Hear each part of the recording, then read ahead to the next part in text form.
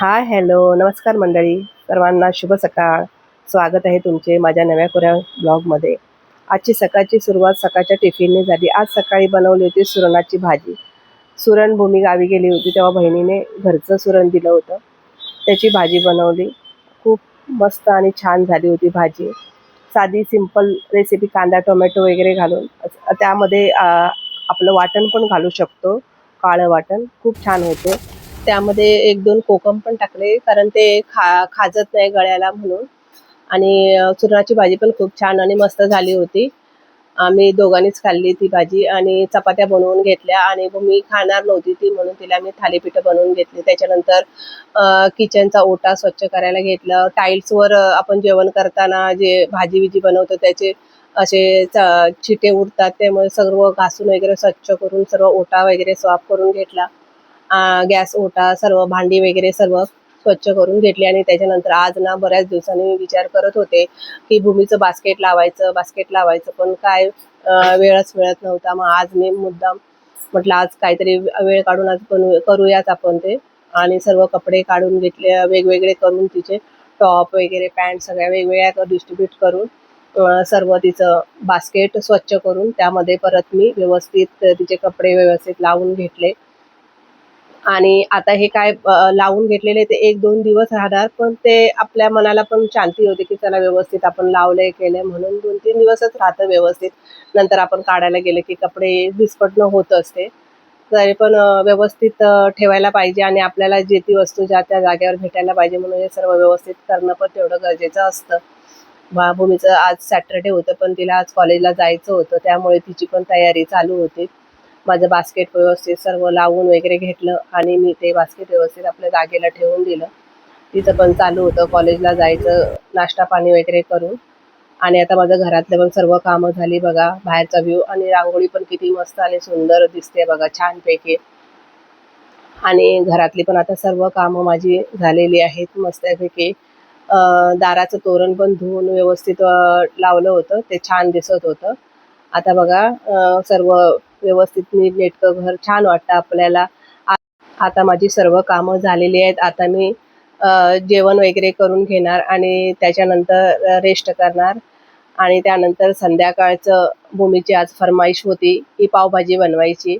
मग त्याच्यासाठी पावभाजी करायसाठी मी कुकरमध्येच भाताबरोबरच पावभाजीचं सर्व फ्लॉवर, बटाटा, मटार, गाजर वगैरे सर्व उकळायसाठी कुकरलाच लावून घेतले. आणि त्याच्यानंतर टोमॅटो, सिमला मिरची, कांदा वगैरे ह्या कटरनेच मी करते, ती सर्व पूर्वतयारी करून घेतली. आणि ह्या कटरमध्ये खूप छान मला त्या कटरचा उपयोग होतो. सर्व बारीक एकदम कटरमध्ये छान होतं, जसं आपल्याला हवं तसं. आणि भाजी पण माझी इकडे उकडून झाली होती कुकरमध्ये, ती पण मी ब्लेंडरने थोडीशी मॅश करून घेतली. आणि त्याच्यानंतर पावभाजीची सर्व पूर्वतयारी झाली की एवढं काही जास्त काम नाही आहे. आता थोडंसं तेल आणि थोडंसं बटर घालून पावभाजीमध्ये आलं लसूणची पेस्ट घालून घेतली आणि चांगली आलं लसूणची पेस्ट चांगली परतून घेतली. आणि त्याच्यानंतर मग त्यामध्ये थोडासा कांदा, बारीक चिरलेला कांदा घालून घेतला. आणि कांदा पण चांगला मस्तपैकी गुलाबी रंगावर परतवून घेतला. त्याच्यामध्ये थोडंसं मीठ घातलं ना तर कांदा लवकर नरम होतो आणि चांगला फ्राय होतो. त्यामुळे थोडंसं मीठ पण टाकणं खूप चांगलं आणि गरजेचं असतं.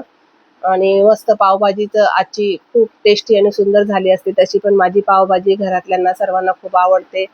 तशी माझ्या मुलग्याला पण खूप आवडते. तो आला होता तेव्हा पुन्हा एकदा मी बनवली होती पावभाजी. त्यांना बाहेरची पावभाजी एवढी जास्त आवडत नाही, घरातलीच पावभाजी खूप आवडते. त्यामुळे आता तर मी बऱ्याच दिवसांनी बनवली होती भूमीसाठी पावभाजी. संध्याकाळच्या वेळेला जरा पाव खायला बरं वाटत नाही, दिवसाला बरी वाटते पावभाजी खायला. आणि खूप सुंदर आणि मस्त टेस्टी झाली होती पावभाजी. ऑफिसवरून घरी आल्यावर त्यांनी आम्हाला पाव गरम करून दिले. त्या सर्वांनी थोडी थोडी हेल्प केली की खूप बरं वाटतं आणि आपल्याला पण काम सोपं जातं.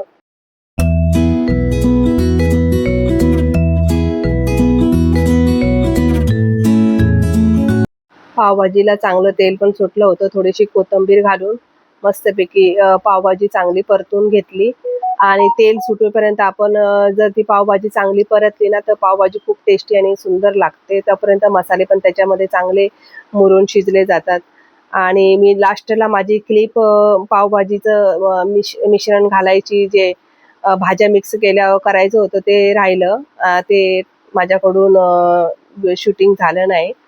आणि खूप छानपैकी पावभाजीला पण कलर सुंदर आला होता आणि मस्त झाली होती पावभाजी.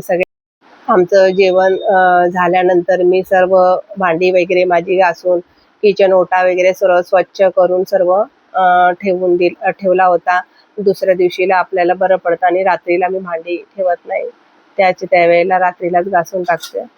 आणि चला, माझा हा आजचा व्लॉग तुम्हाला कसा वाटला नक्की सांगा. पावभाजीची रेसिपी कशी वाटली नक्की सांगा.